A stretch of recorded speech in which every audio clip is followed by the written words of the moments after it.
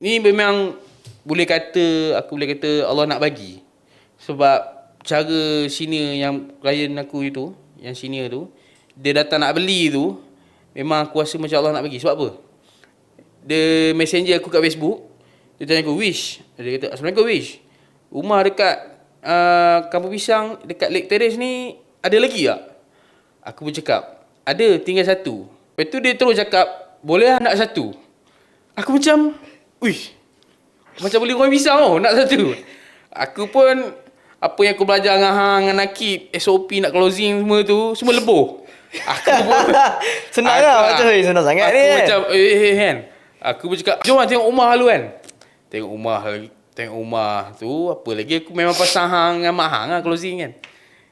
Dan dia tengok rumah tu, baru dia dapat payslip, gaji RM6,000, gaji RM3,000 kan. Dia kerja apa lah? IT Tak ingat lah aku. Dia IT punya engineer. Betul. Dia IT punya engineer. Kira apps tu dia repair lah.